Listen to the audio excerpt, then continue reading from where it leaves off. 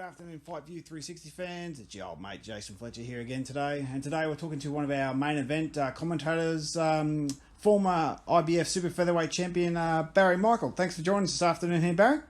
No worries, Jason. Always a pleasure. Yeah, always a pleasure, mate. So we're going to get straight into it. We're going to talk about the, obviously the Horn Zoo fight that happened last week. Just want to get your thoughts on the fight and the futures of both fighters, and we'll talk about the Maloney twins and a couple of other fellas. So, what are your thoughts on the fight on last Wednesday night?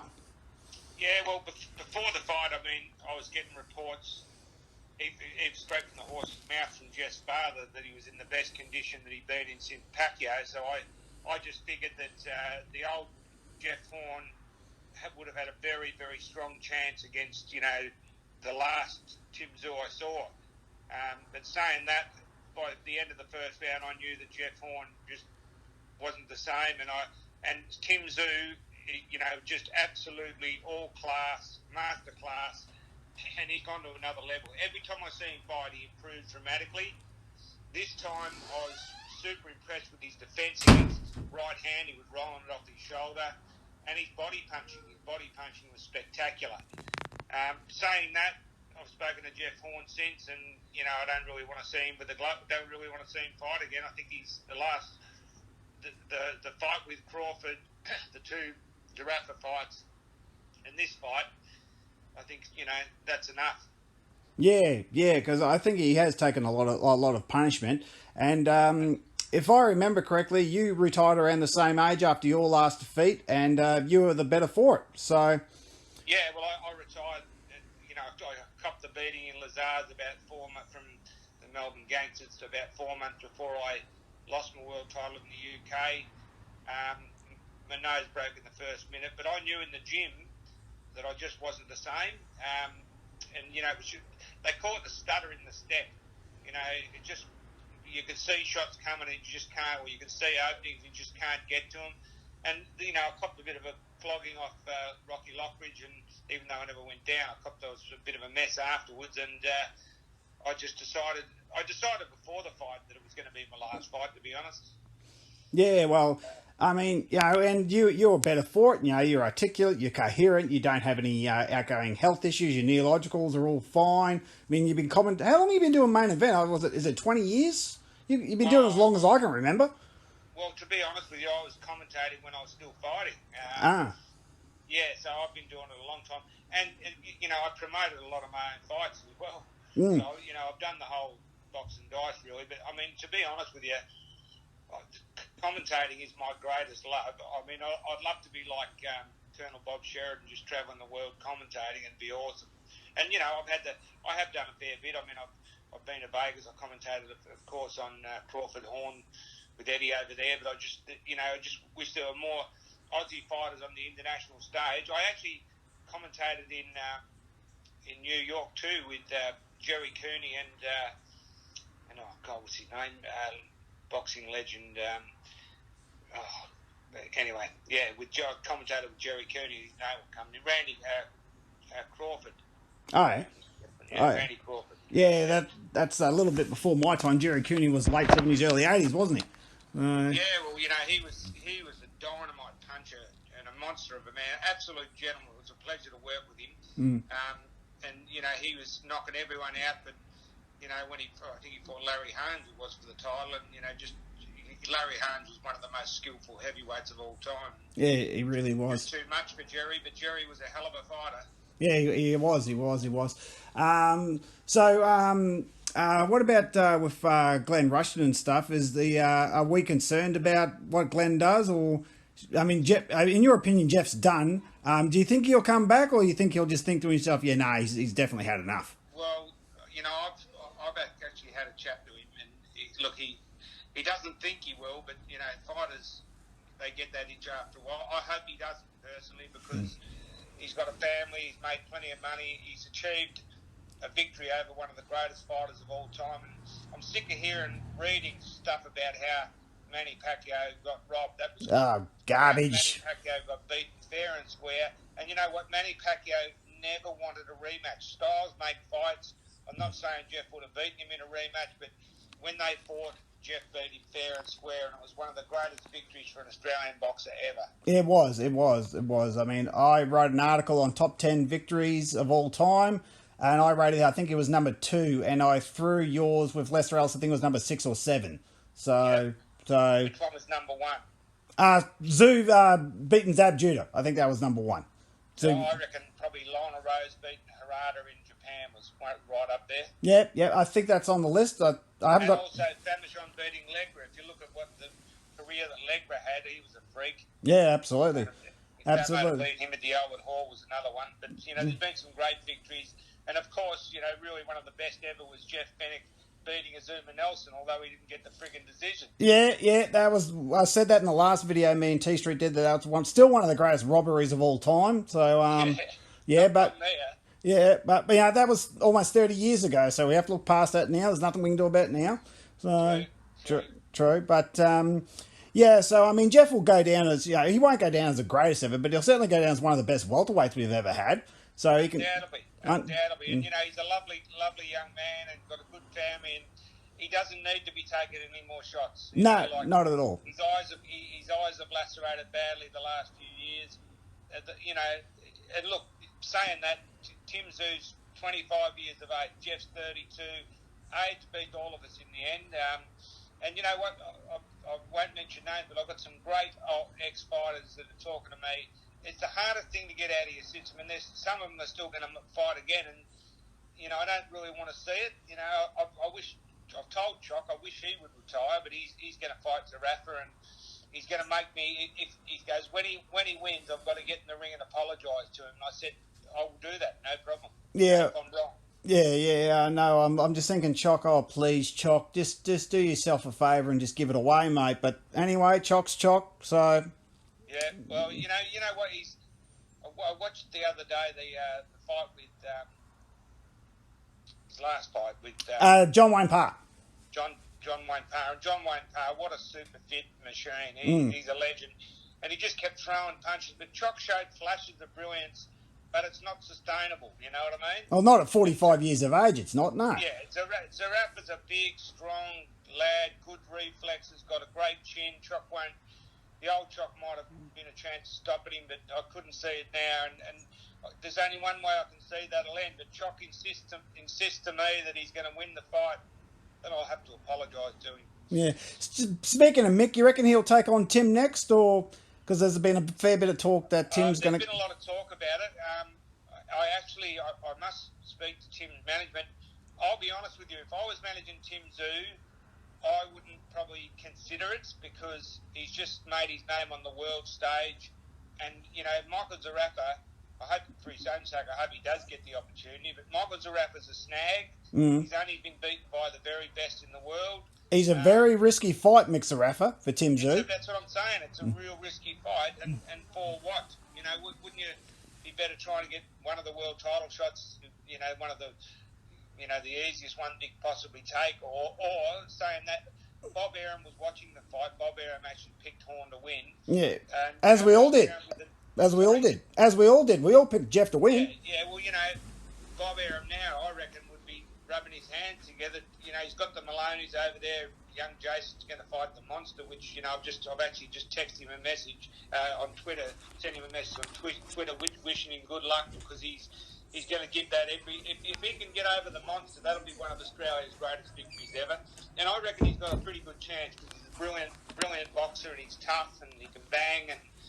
But saying that, the Monster's the real deal. There's no doubt about that. Yeah, we were looking. I read about that the other day, and we made a video about it. And we're like, this is going to be a fantastic opportunity for Jason. And then Andrew has got his rematch with Franco. Have you heard anything about that? Because I haven't heard any details. Yeah, no, he's definitely got the rematch for the world title. And to be honest with you, when he lost his world title for 5 rounds, I thought he was winning. And then I don't know, he needs to get himself. Jason showed in his fight, he showed a lot more angles, a lot more side on. And I think if Andrew does that in the rematch and boxes more rather than standing in front of his opponent, he's got a big chance of re-winning the world title. Absolutely. Yeah, it was a bit heartbreaking watching that because you're like, oh, yeah. I mean, Franco he didn't have the power to keep Franco off him. So that was the real concern. He didn't have the power to keep Franco off him. But full credit to Franco. That was it. it. Was tough. Well, typical Mexican, they're tough. Yeah, So, look, I wish them both all the best. I promoted their first 3 fights and was meant to be their manager at the start, but their father changed his mind, and that's all history now. But I wish them both all the best because they're good lads and they're great examples of what young boxers can do. Absolutely. So with Tszyu, you think he'll get his shot at Patrick Tszyu? Because I don't think he will, because I think COVID will get in front of it. Well, that's a big issue, isn't it? Yeah, saying that, Bob Arum managed to get the Maloney's over there through the lockdown. Yeah, that's true. That's true. But Brazil, for what I've been told, is a COVID hotspot. I believe he can't get out of the country because he's supposed to be fighting Brian Castillo. I can't pronounce his last name. Okay. Yeah. Well, it could certainly stuff things up for a while. Yeah. This COVID thing is just decimating the world's economies and for stopping people from doing what they need to do. And it's sad. Zach Dunn was due to have a world title fight in Magdeburg, Germany in March. That was all. That's all been shot to. I meant to ask you about that. What's the latest on that? Any news? Because I heard September. When's September now? They were talking October, but look, I don't really know, to be honest. I don't really know what's happening at this stage. Yeah, that's no real great news on it. Yeah, that's sad because George Capaz Jr.'s fight got put back again. That was supposed to be on October 3rd. That's been pushed back again. There's going to be another purse bid and all that. So that's been pushed back even further. Whose fight was that? George Capaz Jr. versus Lee Shelby. That's been put. Cambosis, yeah, George Cambosis. Yeah, George Cambosis. Yeah, his fight's been pushed back again. That's a pity. This, as I said, COVID is just ruining so many opportunities and things, and it's like, who knows how long? We could be in this situation without travelling for a year or so, but hopefully it's going to go away. Yeah, hopefully it does, and sooner rather than better. So, is there any other options that you think out there domestically that Tszyu could fight like another? Because he likes to fight. He fought 4 times last year. He's only fought once this year. Is there someone else that he could see like, I'll maybe not Zerafa, but I'll fight this guy to keep myself busy until I get that title shot? Is there anyone that springs up? Nothing that jumps into my mind, to be honest. But I'm sure there's in Australasia there's some fighters. But I think Tim has proved that he's ready now to step. The fight was telecast live all around the world to Russia, the United Kingdom, the US. So he's been seen on the world stage, and I think if Bob Arum wants him in Vegas or over in the States, which would most likely be Vegas, he'll get him there. He'll be able to get exemption to get him out of the country. If you do it properly and you have your tests and you leave, undoubtedly you'd have to quarantine when he comes back and all that. But it's all worth it. I would be surprised.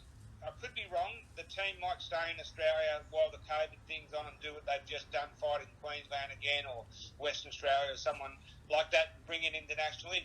Look, he's big enough now. They could probably even bring. Although it might be too hard for the Brazilian to get out of there. I'd have to go through the other champions too and see if there's another option for him. But I'm telling you, his team, Glenn Jennings and the team, they know exactly what they're doing. They're taking every step perfectly so far. And he's done a lot of sparring overseas with the likes of Manny Pacquiao and other great fighters, and it's doing him the world of good. He was hardly got touched against Jeff Horn. He didn't have a mark on him, and it was an absolute masterclass. It was, and he's super fit, Tszyu, and he's just exuberating that that pure boxer. He's a pure boxer, and it's just phenomenal to watch. Lives it, eats it, and breathes it. That's fantastic. Yeah. See, what really impressed me was the way he body punched. To be honest, his right hand was beautiful too. His timing's impeccable. But his defence was better this time. I did have a few reservations about his defence against the right hand, but this time he was rolling his shoulder beautifully and, never got touched hardly. How do you rate his power? Because there's still a couple of question marks that he needs that one-punch power. Do you think he's got that one-punch knockout power yet? He's a very hurtful puncher. I think he's got enough power to hurt most blokes. Jeff Horn is a tough cookie at the best of times. He's been hit by the big punches. Tim hasn't yet got that explosive precision that his father had with the right hand, but it might come. It might well come. He's only 25. He's improving in leaps and bounds, and he has got power. I mean, speed and timing is power, and he's got that. Yeah, exactly. The undercard? Does anyone stand out in the undercard that you were really impressed with? Because I thought the undercard was brilliant on Wednesday night. I mean, I loved it. Look, Liam Wilson's one of my hot favourites. He got caught in the first few seconds by a big left hook and right hand, but shook it off. And Liam Wilson shows me that he's a great technician. He's tough. He's got good hand speed. He's got good power. I think Liam Wilson's one to certainly look out for. Yeah, absolutely. So, I mean, with the future of Australian boxing, obviously the Maloney twins, the ones to look out for. We've got Tszyu. Who do you think else is on the rod? Who I think can win a world title. Yep. I think I saw on the other day on Facebook he's got another announcement coming up for his next fight, which I'm very excited about. Yeah, he's a very impressive fighter. Look, I can't think of all the names, but we have got some very good boys. Brock Jarvis. Brock Jarvis, of course, he's another one. He'd be chasing at the bit to get back in there. Oh, for sure. What about our female fighters? I know Susie's chasing her next. Susie Q is number 2 in the IBF rankings. She's the WIBA world champion, and we were hoping to get a shot at the IBF title, but the champion's got a mandatory, and she's in Argentina, and COVID stuffed that up too. I do know that what's her name's going to fight. Shanika Johnson's going to fight Ebony Bridges for the vacant WBA bantamweight title. Mm-hmm. We were offered it, but Susie preferred to get us to fight for the Superfly title because she won a WBC world bantam title in the past. And the IBF. So. Beg your pardon? And the IBF. Yeah. She won 5 versions of the world title. So, she's got to be... Unfortunately, she doesn't get the recognition. She's 40 years of age, and I promise you, I've been training on and off with her for 12 years, and she is better now than she's ever been. Some of these girls, and she's never been knocked around. I mean, she's had 31 professional fights for 3 losses, all on points, all in Mexico, 2 of them bad decisions, and one of them, still pretty close against super bantams and super bantams, and really she's a super fly, So Susie Q can unify the super flyweight division, I reckon, at the moment. It's just a matter of getting the fights. Yeah, exactly. Well, I mean, I can't thank you enough for taking time to talk to us again. Barry, I always appreciate talking to you, mate. Without you, I wouldn't have got half the interviews that I've got. So here at 5U360, we thank you very much, because without your help, I wouldn't be talking to anybody. So, pleasure, mate. The more publicity we get, the better, and appreciate what you do. Yeah, I appreciate what you do. Just a thing, you remember that article I was telling you about when I was going to put you down as the best super featherweight we've ever done? That's on the website, and you're the best super featherweight we've ever had. I mean, the facts of the matter is, you had the title, you won the title the best way, and you held it for the longest. So, thank you very much, mate. Kudos to you. No, we appreciate you helping us out, Barry. Big pun? Mate. I said a pleasure, mate, anytime. Yeah, no worries. Thank you very much, bro. That was Barry Michael, 5U360 fans. It's your old mate, Big J. Like and subscribe. Thank you very much.